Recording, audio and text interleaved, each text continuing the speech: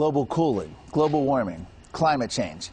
What do climate models tell us about the future? Is a climate model prediction evidence of anything? In this next clip, we find out from top scientists.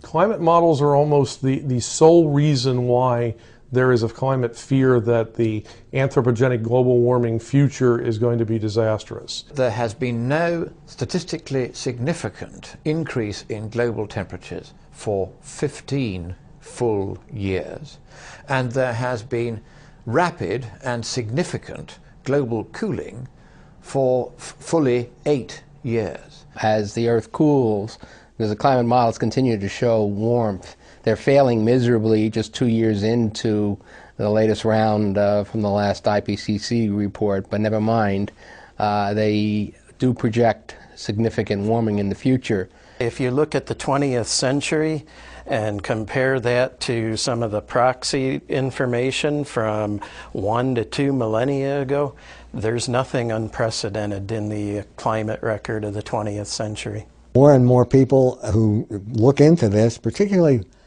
people who have some background in science or engineering or physics, look into this problem, the more they realize that it is totally off the wall. Nothing about climate is irreversible, and nothing about what's going on now can be considered unprecedented. As we say, that this interglacial that we're in is just another word for good weather.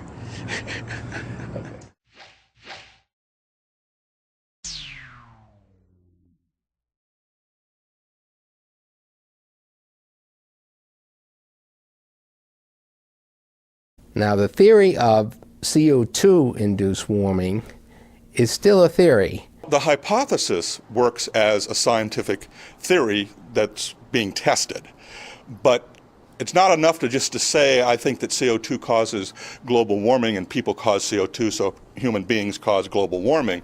What I've been looking for is proof. Do we see that the temperatures have risen right along with carbon dioxide? Or do we see that temperatures have fluctuated? Do we see that other changes are occurring that can be directly related to carbon dioxide, or are those changes occurring for reasons that we can relate to something else? I keep saying that carbon dioxide is at best a bit player. A lot of other things have been discovered by a lot of other scientists that affect climate and climate change, such as cosmic rays and changes in the sun and changing in dust clouds over Africa and things like that. There are a lot of natural variations, solar variability. We've seen that the sun is now at the quietest it's been in 80 years. We see a lot of trends in the observational record. Most of them show that we go through cycles. We go through warm period, cold periods, wet periods, dry periods, and we've done so for the last 100 years, probably the last million or so years, as throughout recorded time. The forces of nature are so great compared to anything man can do that it is absurd to think that we can control anything with regard to climate change. The balloons have gone up, the chips are down, the science is in, the truth is out, the scare is over.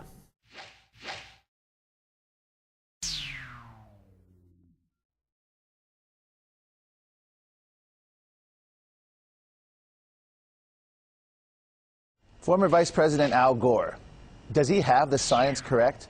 What do actual scientists say about Al Gore's film, An Inconvenient Truth? To say there's a consensus in science is really one that goes against the way science normally operates. I can think of very few things except obvious truisms that scientists all agree on. In the scientific method, one proposes a theory and then tests that theory and shares data, allowing others to test the theory.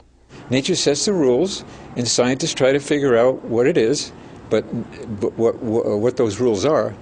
But nature holds all the cards. So something as complex and as important and as detailed as understanding why climate fluctuates and why climate varies and why the past looks the way it does and why the future may or may not look the way it does, and to say therefore that we're all in agreement on all those answers is mind-boggling. There's just no way we would all agree that this is the way the world is. I think it's shameful that Al Gore has exploited children by encouraging schools to see this essentially lying movie.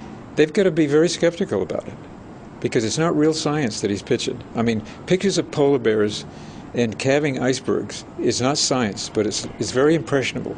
We took him to court in the UK because, in our opinion, his movie was full of untruths. Now, an untruth is not necessarily a lie, but it is a statement which is not correct. On the science, the judge found very clearly that Al Gore's film contained 9 major errors. I've mentioned sea level a moment ago. He also said that polar bears were not threatened by global warming. In fact, their population has increased 5-fold in the last 50 to 60 years.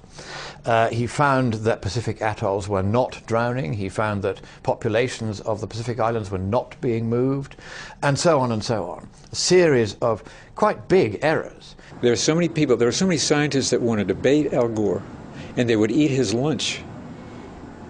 He's afraid to debate. I would like to debate him.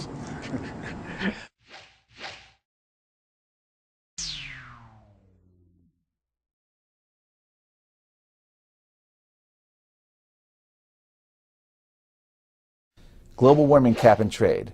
Will it have an impact on global temperatures? And what impact will it have on American families?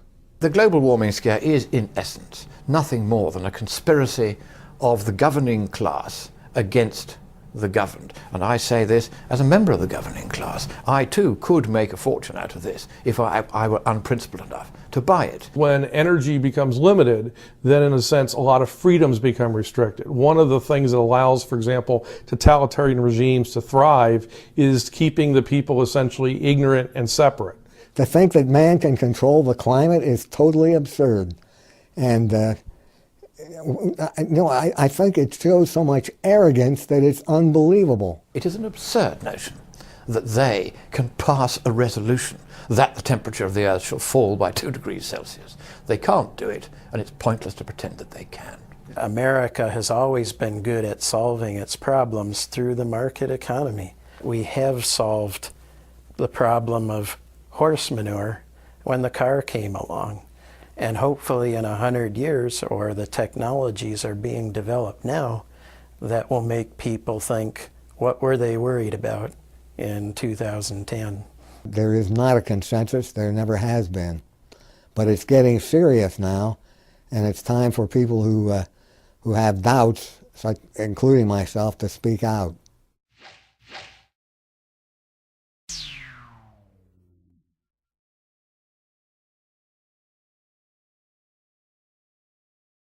Going green means giving up.